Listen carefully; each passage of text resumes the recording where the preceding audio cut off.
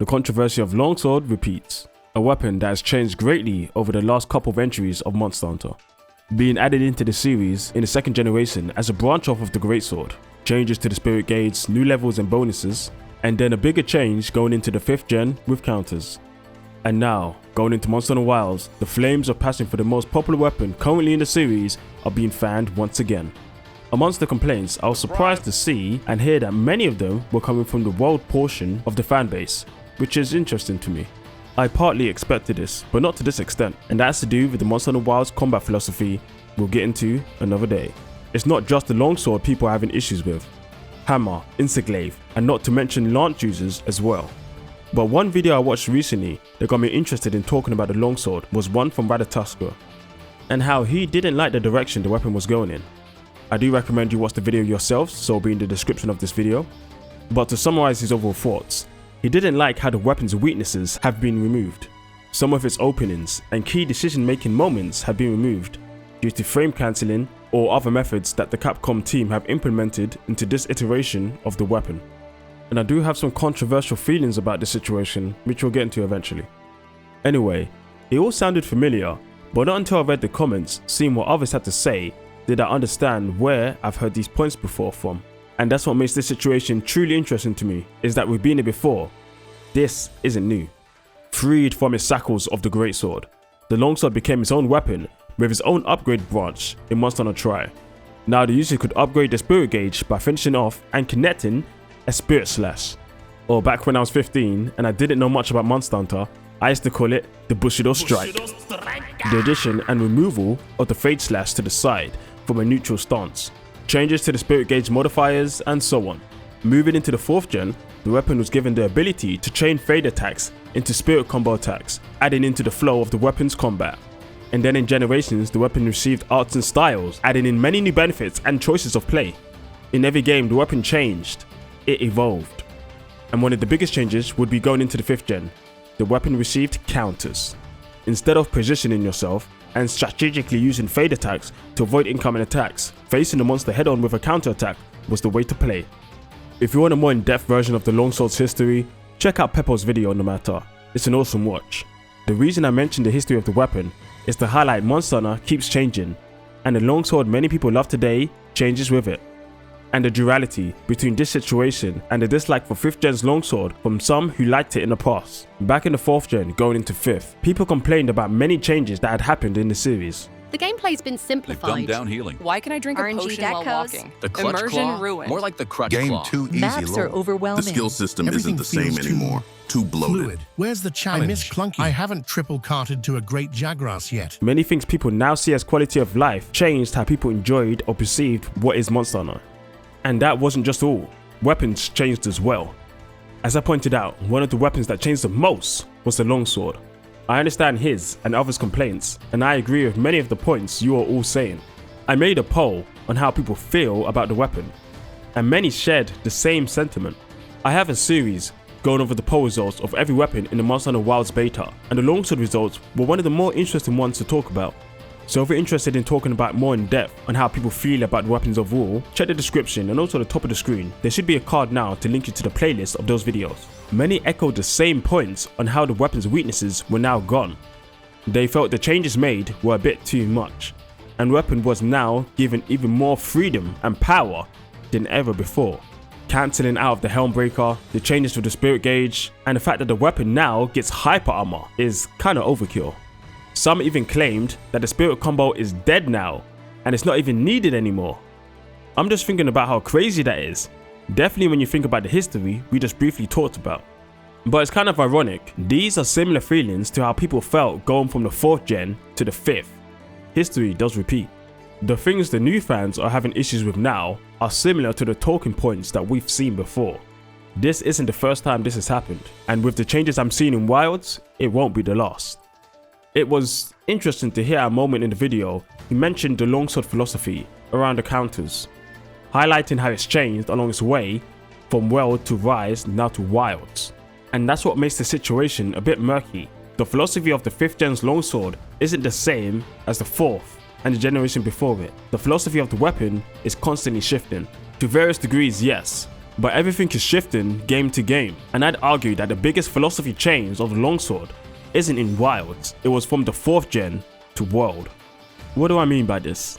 Well, counters. From the 4th to 5th gen, the weapon changed from being focused around positioning into countering monsters head on. In the past, positioning was key with the weapon. The Longsword was a simple weapon. You could attack forward, do a jab attack, and sway to the sides. You also had your spirit gaze combo, but apart from that, there wasn't much else to it. The weapon was limited in its toolset, but destructive if you got the timing and positioning correct. If you wanted to deal with monsters head on, skills came into play. In the past more than ever, skills felt like a way to make up for your weapon's weaknesses, not just a way to elevate their strengths. So for the Longsword, we added things such as evasion. Dodging through enemies at the right time was key, but that's not really how it's played anymore. I personally didn't like this change. In a sense, the things that he mentioned that he enjoyed, and many others did for the 5th generation of Longsword, isn't what I liked from the weapon, and the reason I didn't play it in the 5th gen. So coming into World, I didn't play it, and I don't foresee myself playing it in the future. Fortunately for me, Longsword isn't my main weapon, so even though I didn't like the changes, it wasn't something that hit me as strongly as Longsword mains may be feeling now. It's interesting to know, a similar thing is happening in the Lance community right now. There are many people who have been playing the weapon for a long time, yet in Wilds, they don't like the changes, and many are considering dropping the weapon. I highlight my dislike for the 5th gen's Longsword to build up to my next point. Here's my advice to you all. As someone who has gone through a similar thing before, give Capcom your criticisms, talk about them, the things you enjoy and the things that you don't enjoy. But if Capcom doesn't address them in the full game release, and you're not enjoying your main weapon, I'm sorry to say, but at that point, you might as well play another weapon. I know it's not the answer you're looking for, but sadly, it's the only choice you have. Like I said, this isn't isolated just to the Longsword, it's happened to the Hunting Horn, in a sense the Greatsword, the Charge Blade, and even now the Insect Glaive and the Lance. It's evident to me, and hopefully to you too if you're newer to Monster Hunter, that Capcom will always find ways to mix up certain aspects of weapons. Some changes will resonate with you, and others may not. And if adjusting to the new playstyle doesn't fit with you, then it may be time to find something else to main. Now coming back to my feelings about the 5th gen Longsword, despite how I felt about it, there will be others who enjoyed the weapon. And there's many of you watching this right now who enjoyed it greatly, and that's awesome to see. Personal differences are fine. So when it comes to Wilds, there's going to be people who started in World who love it, Rise, and maybe even old geners who find it very enjoyable. And I imagine there will once again be new players who enjoy what the Longsword has become. And the cycle repeats as it did with the 4th to the 5th gen. So those out there who don't like the 6th gen Longsword fall in a similar way to those who didn't like the 5th gen coming from the 4th. Yet I imagine those changes in the 5th gen got you into the weapon in the first place. But regardless of how others feel about the direction Capcom takes the weapon in, you're more than entitled to have your complaints. They're yours after all. But I implore you, try another weapon if you don't like the direction your weapon is going in. After dropping the Longsword, I was introduced into other weapons I've never played before, like the Switch Axe and the Hammer. And that's what's awesome about Monster Hunter. There are 14 different weapons that mostly play in different ways. I'm sure if you gave another weapon a try, you may find something you enjoy that you never thought you would have in the first place. And I know for some people, they're still not going to like the fact they're going to have to do that. But the truth is, Monster Hunter isn't a series where things stay the same forever. From going to Sony consoles to Nintendo's, back to Sony's, and now to everything. Adding in underwater, mountain, styles and arts, investigations and tracking, Y-bugs, palamute, switch skills, and now a more living world. Mechanics get added and removed, weapons get reworked and revamped. Some things you may not like, or do like, so spending the time on things you enjoy more, rather than the things you don't, will probably save you a lot of energy. But even after all of that, if there really is only that one game in the series with that one weapon that you really enjoy, and I know I'm gonna get flack for saying this, but I want you to really think about this one. If that's really the case, do you enjoy Monster Hunter as a series, or do you only like that one game? Like, are you a fan of the series? Or you're a fan of that game? I know that sounds outlandish. How are you trying to gate me out of the community? Now hold on, it's just something to reflect on. And if you don't like that statement or disagree, let me know down in the comments down below. As I've pointed out before, Monster Hunter is always changing. If you have ideals of that one game, and possibly how that weapon played in that one game, you will always be disappointed. For me, there are series where I've only played one game in a series, enjoyed my time, but if what comes next wasn't the same as what I tried before, then I just have to accept it. Let's take Elden Ring for example. It's the only Souls-like game I've played from FromSoft. If their next game was an open world in the same style of Elden Ring, I really couldn't be too surprised by that fact, now can I? I also think this comes down to the truth about Wilds that we'll get into probably in more detail next week, and that's the fact that Wilds isn't World 2. I think it's evident from the trailers and playing the game that they're not the same.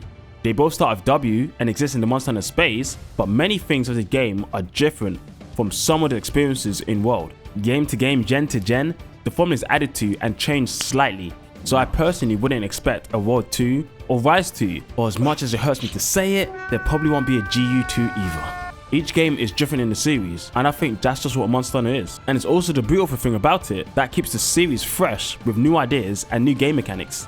What you may not like from one game in the series is the exact philosophy behind the games that keeps it what it is, and not falling into the loop of FIFA, COD or Pokemon. Capcom will continue to take risks and mix up the formula. They don't always do it in the best way, but the effort to create something unique creates for great experiences. Not all the changes you'll like, and that's fine, but that's the advantage of having many entries into the series. You can always go back to your favorite. Speaking of favorite, I need to get back to GU. Now, if only Capcom could release the old gen complete pack, that would be awesome.